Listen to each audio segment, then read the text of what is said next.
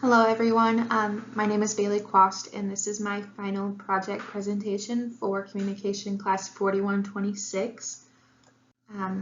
For this presentation, instead of choosing one ad, I decided to analyze multiple ads by Mickey's Malt Liquor.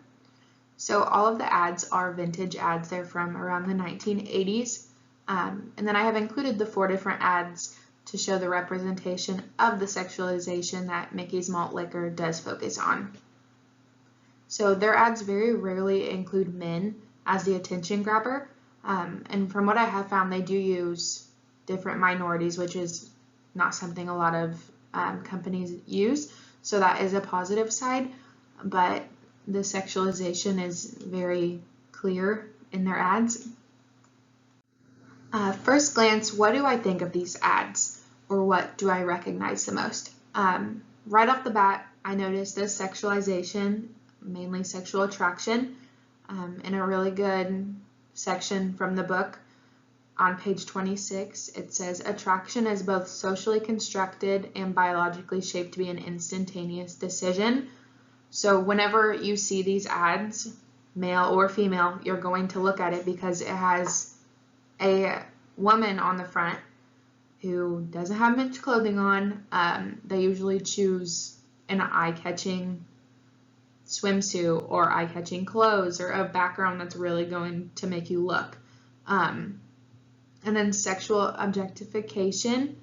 So sexualizing the human body by checking it out. This usually happens more to females. All of the ads that Mickey's Malt Liquor has produced, the women have very limited clothing. And then you can see on the group ad on the very first page that the cook in the background of the 4 women talking to each other seems to be checking them out or objectifying them. And then also constructed bodies. So in every ad, it doesn't show the full body of the models. It's body chopping them.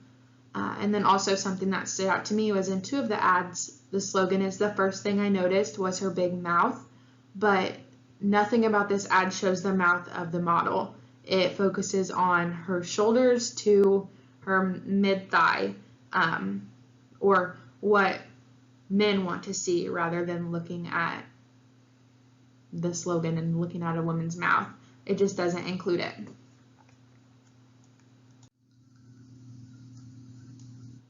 So who does this ad affect?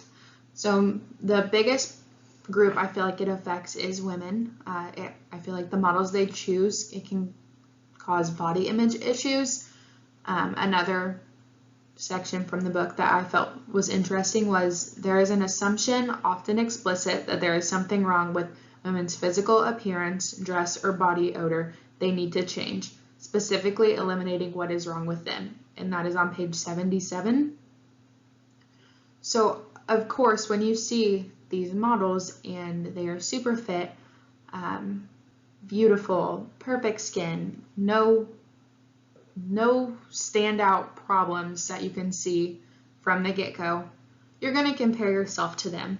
I know myself, I'm a pretty confident person, but when it comes to my body, I feel like I'm always comparing to what I could look like, or I see a model and I'm like, man, it would be nice to look like that. But that isn't always something that is obtainable by everyone. Specifically, I was not built to look super, super lean and tiny. It's just not my build. And then also the intrinsic defect. So basically making people think, okay, if I buy Mickey's Malt Liquor, more men are going to want me because they'll remember the sexual slogans and the models and everything that Mickey's Liquor tries to put into their ad. You're going to remember it. And then the next group I feel like it affects is men. So it's intentionally sexualizing this ad to catch the eye of the male community.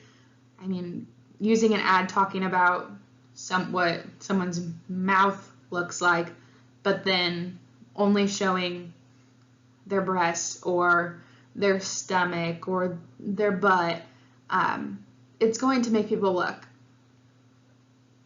And it can also put into the men's head, okay, if I buy this product, maybe I can get a woman like that. And then a subtle group that I feel like, or subtle attraction that it could cause for this group is the LGBTQ community. So I feel like it uses a subtle image to attract this community, but not enough to where it would offend their main targets. So it's still putting a picture to them to where it could potentially draw them in to look at the ad, but it's not just for that group. And lastly, I feel like minorities are affected by this ad as well.